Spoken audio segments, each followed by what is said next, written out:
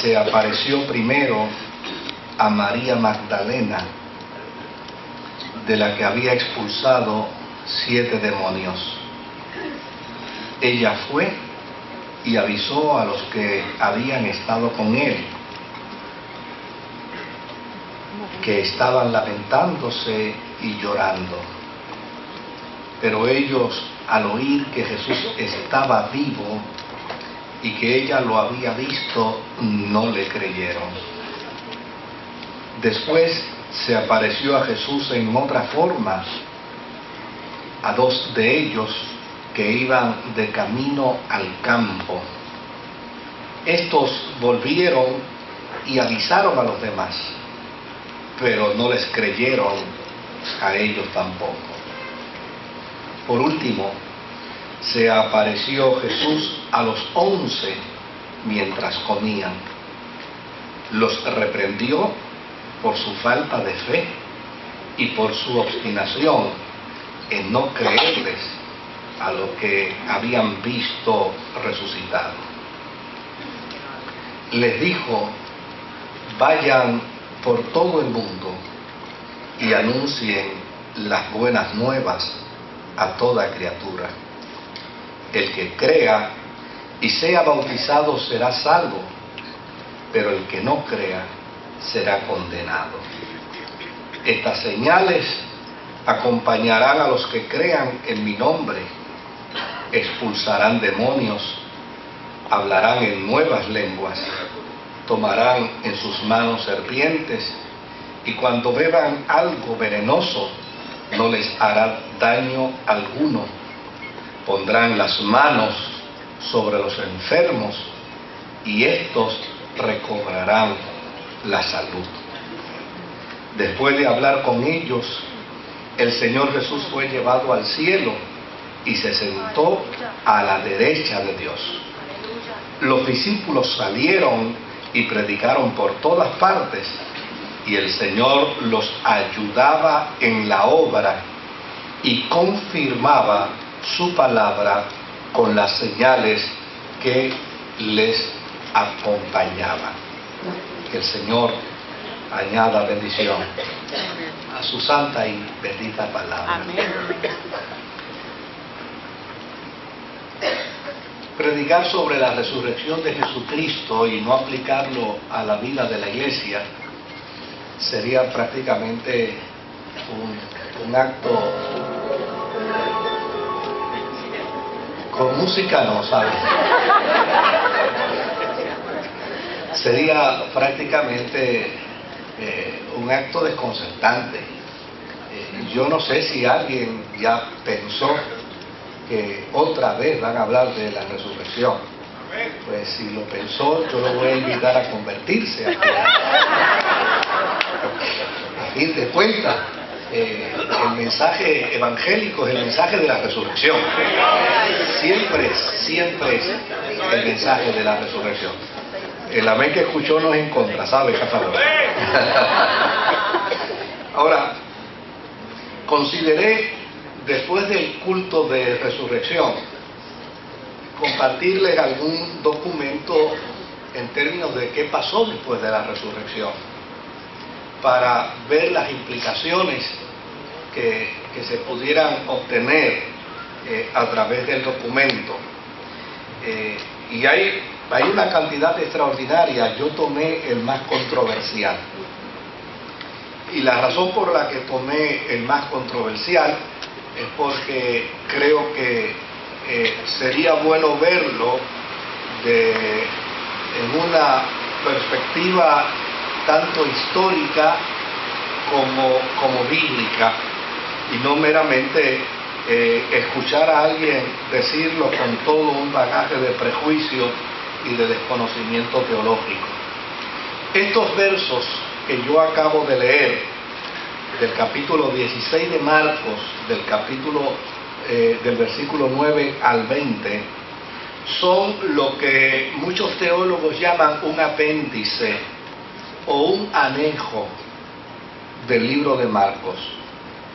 Si usted sabe lo que es un apéndice o un anejo, son unas notas extras que se pueden colocar dentro de un libro para emitir opiniones o para resumir algún dato, o ya necesariamente para ampliar algún dato.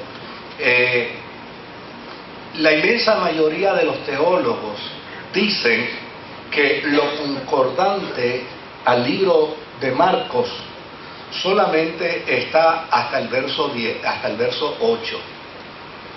Del verso 9 en adelante, obviamente, no guarda una relación directa ni con el estilo, ni con la forma, ni con la teología, ni con el lenguaje del evangelista San Marcos.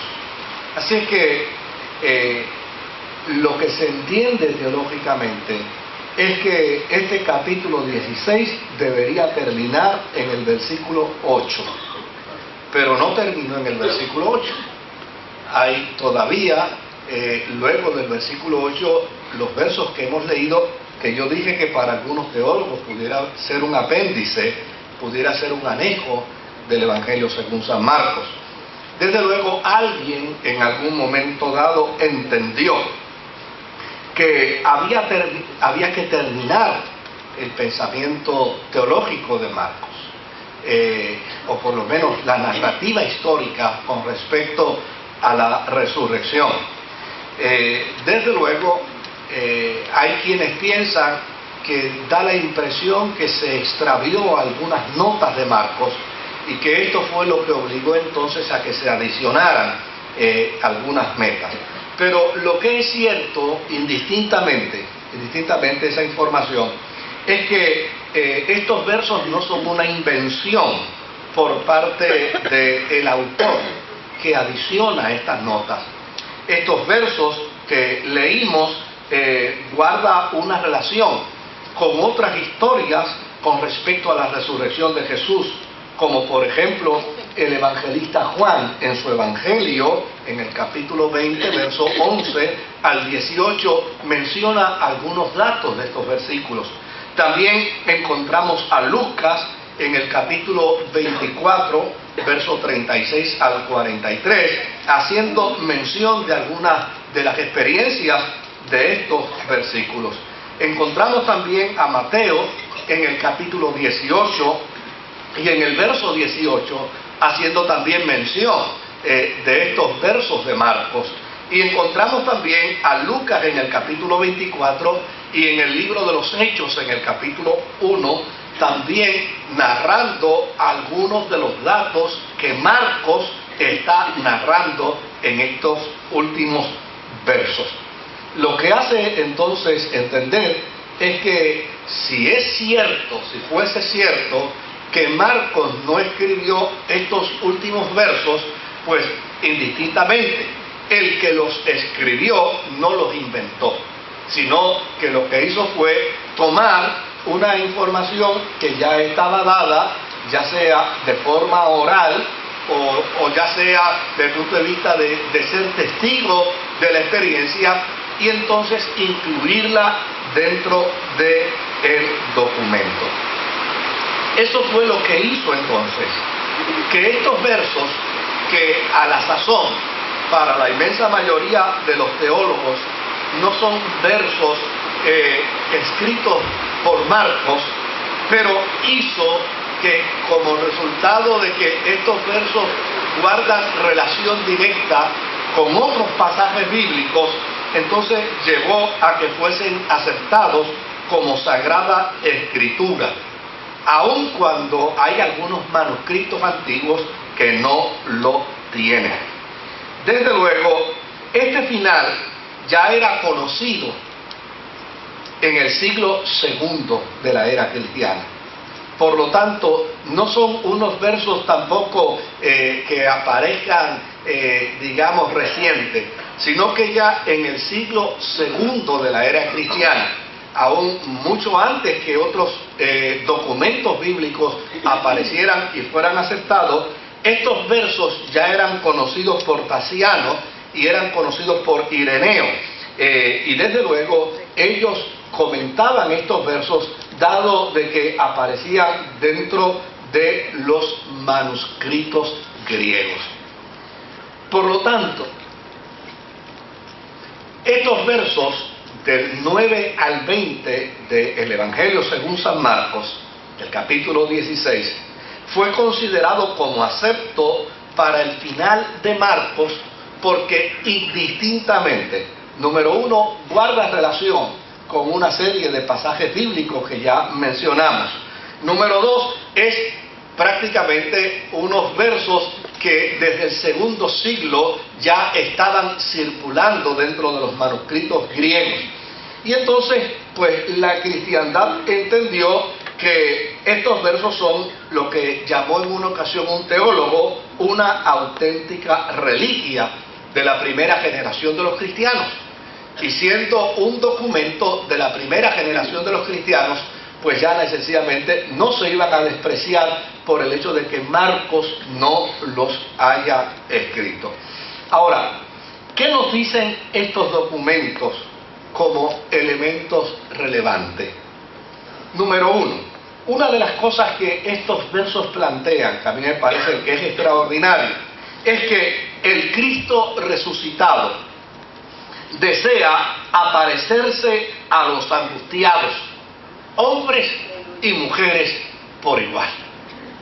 Porque el testimonio que nos da estos versos es que precisamente una vez Jesucristo muere en la cruz, desde luego la experiencia de dolor, de angustia, de sufrimiento, de melancolía, de tristeza que viven los creyentes es transformada, es cambiada como resultado de la noticia de la resurrección de Jesucristo.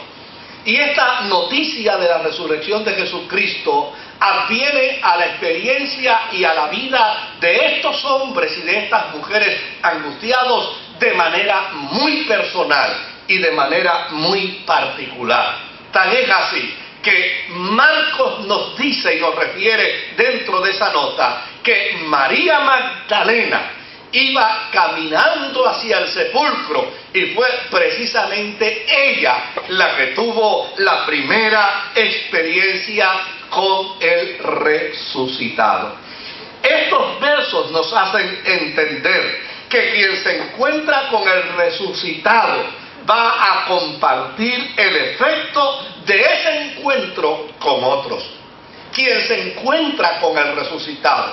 De hecho, antes en el mundo evangélico había una expresión que casi dejó de usarse cuando alguien quería hacerle crítica a otro cristiano. Decía, este parece que no se ha encontrado con Jesucristo todavía. Y hacía referencia a esa expresión para distinguir las aptitudes que debía existir en la vida de un hombre o de una mujer que ha tenido un encuentro con el resucitado. Y desde luego, Marcos nos hace entender dentro del documento y nos comparte ese concepto extraordinario, que quien se encuentra con el resucitado va a compartir el efecto de ese encuentro con otros. No puede existir un creyente que haya tenido un encuentro con el resucitado que prefiera guardarlo en la privacidad de su conciencia. Quien se ha encontrado con el resucitado se desvive por hacerle saber a otros ese encuentro con el resucitado.